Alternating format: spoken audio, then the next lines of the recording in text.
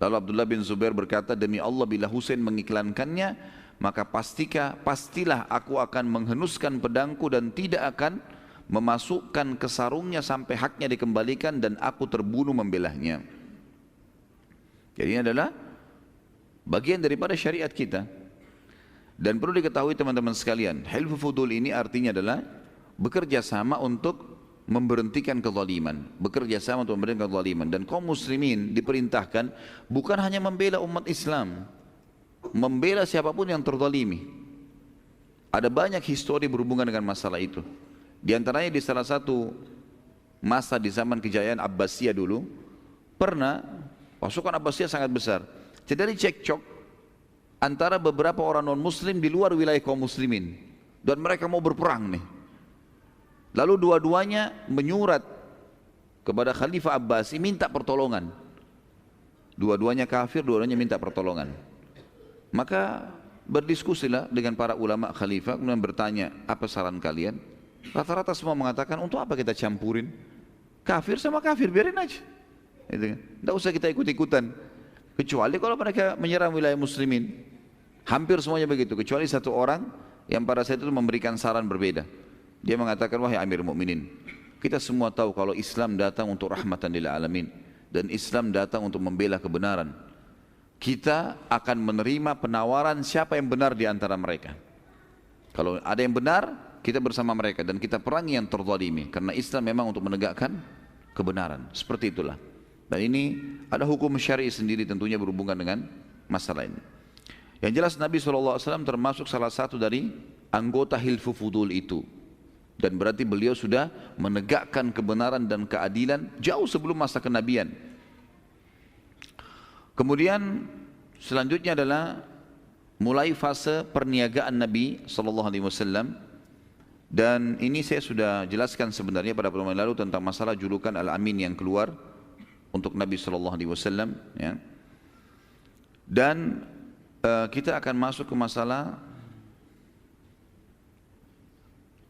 saya sudah jelaskan ya waktu itu ya, bagaimana julukan Al-Amin kan muncul ya. Yang jelas Nabi SAW pada saat itu beliau memiliki strategi perdagangan yang sangat luar biasa. Karena beliau berdagang, mengambil barang dari orang lain, menyelesaikannya dengan cash walaupun sedikit. Kemudian beliau berkeliling untuk membagikan barang-barang dagangannya. Dan karena beliau jujur, apapun yang ditanya tentang produk tersebut, maka beliau selalu menjawabnya. Dan itu tentu setelah Islam ada sabda Nabi SAW. Setelah masa penobatan kenabian ada nanti beliau menyampaikan hadis Nabi hadis beliau yang berbunyi SAW, ya, siapa yang transparan dan terbuka dalam transaksinya, maka Allah akan berkahi transaksi keduanya. Allah akan memberkahi transaksi keduanya.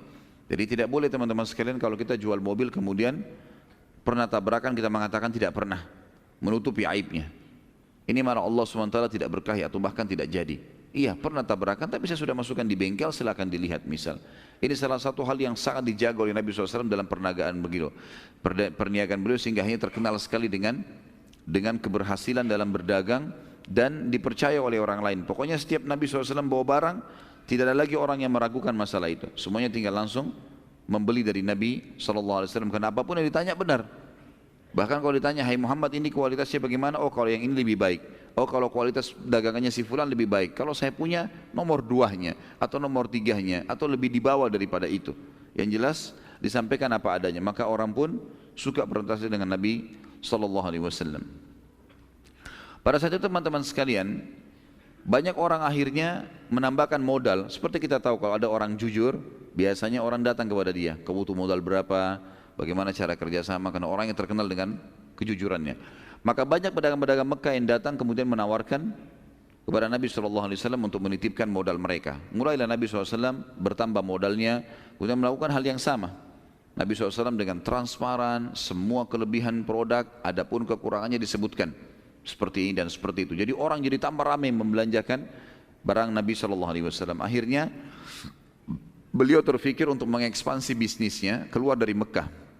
Pada saat itu, karena beliau menganggap Mekah sudah cukup dikuasain oleh beliau, maka beliau SAW dan melihat modal yang sangat banyak, coba mengekspansi keluar Mekah. Selama ini beliau selalu ambil dari pedagang-pedagang Mekah saja yang besar-besar, Kalau kita mungkin pemilik perusahaan besar sekarang Nabi SAW ingin mengembangkan lebih besar lagi ke perusahaan-perusahaan lah kalau kita sekarang ya, punya perusahaan sendiri.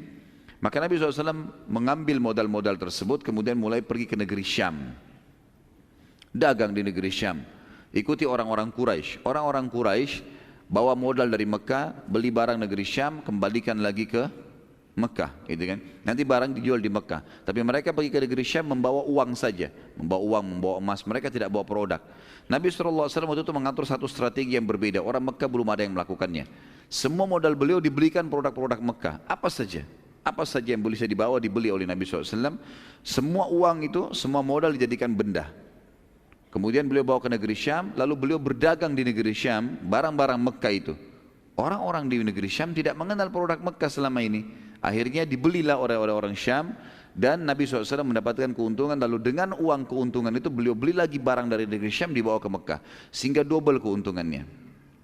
Makin masyhurlah nama Nabi SAW. Akhirnya bergabunglah seorang wanita kaya Mekah, Khadijah radhiyallahu anha pada saat itu tentunya. Belum masuk Islam, belum ada Islam.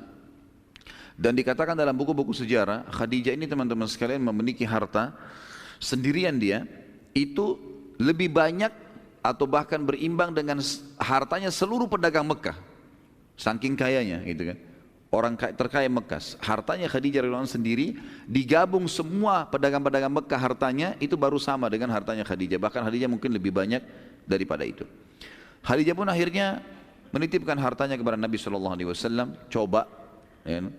Dan Khadijah ingin memastikan tentang kejujuran yang terkenal itu. Beliau menitipkan seseorang yang bernama Maisarah. Maisarah ini sahaya, hamba sahayanya beliau. Kemudian menitipkan kepada Nabi SAW. Maisarah selama perjalanan terkagum-kagum dengan Nabi SAW. Di antara yang membuat dia sangat kagum adalah beberapa fenomena alam yang terjadi dan bagaimana akhlaknya Nabi SAW. Di antaranya adalah perilaku Nabi SAW dengan Maisarah beda sekali dengan perilaku siapapun pada saat itu yang menjadi majikan atau tuan bagi seluruh sahaya. Kebanyakan mereka tuh kasar berkata-kata, suka perintah-perintah sembarangan, kadang-kadang sering dipukul, kadang-kadang marah sedikit nggak diberikan makan, gitu kan. Kemudian kalaupun ada keuntungan, ada segala, tidak pernah ada bagi, tidak ada sesuatu yang dikasih, gitu. Maka berbeda sekali dengan Nabi SAW. Nabi kalau makan, panggil Maisarah makan bersama-sama. Nabi SAW kalau istirahat, panggil Maisarah istirahat di sebelahnya. Nabi SAW mengajak ngomong seperti temannya sendiri. Selalu saja begitu, dari pergi sampai pulang. Perjalanan dari Mekah ke negeri Syam sebulan. Gitu kan? Itu pun kalau menggunakan kuda yang tercepat. Kalau orang membawa kafilah dagangan lambat, bisa 2 bulan perjalanan. Jadi selama 2 bulan perjalanan, Nabi SAW selalu bermuamalah yang baik dengan dia. Pulang juga begitu. Kemudian fenomena alam yang terjadi adalah sepanjang jalan dia kaget melihat semuanya ya, kafilah-kafilah di depan ada kelihatan, di sana kelompok kafilah sekian puluh ekor unta, di sana lagi kafilah banyak padang pasir yang sangat luas. Tapi kafilah Nabi SAW ini yang kebetulan itu cuma Nabi sendiri yang jaga beberapa ekor unta dengan Maisarah. Itu dinaungi oleh awan. Dinaungi oleh awan, tidak panas, padahal lagi terik sekali matahari. Kok bisa awan ini cuma ada di atas kafilah Nabi SAW? Itu Maisarah saksikan sendiri. Pada saat itu lagi terjadi dan sudah sampai di negeri Syam. Kalau teman-teman masih ingat kisah Bahira, ya, pendeta yang pada saat melihat tanda kenabian Nabi SAW di umur 12 tahun itu, subhanallah dengan hikmah Allah, Nabi SAW pada saat itu umurnya sudah sekitar 24 tahun SAW, itu lewat di depan gereja yang sama. Gereja yang dulu dimiliki oleh Bahira, tapi Bahira sudah meninggal dunia. Dan banyak murid-muridnya Bahira situ, pendeta-pendeta yang lain yang sudah memang terbina oleh Bahira ini. Dan selalu diingatkan oleh Bahira, ingat ini masa keluarnya kenabian. Dan perhatikan baik-baik kafilah-kafilah Arab itu. Karena Nabi terakhir itu akan keluar dari kota Mekah sana. Ini kafilah-kafilah mereka yang sering bolak-balik, perhatikan baik-baik. Kalau ada kejadian-kejadian yang unik, maka pastikan apakah ada di antara mereka manusia yang sedang kita cari itu. Salah satu pimpinan pendeta pada saat itu melakukan hal yang Bahira sering lakukan. Setiap hari nongol di jendela gereja ngelihat kafilah-kafilah yang lewat. Karena memang ini jalurnya mereka lewat. Gitu kan. Terkagetkan pendeta ini pada saat melihat kafilah Nabi SAW. Ini kafilah satu-satunya yang cuma 2 orang, untanya banyak sekali.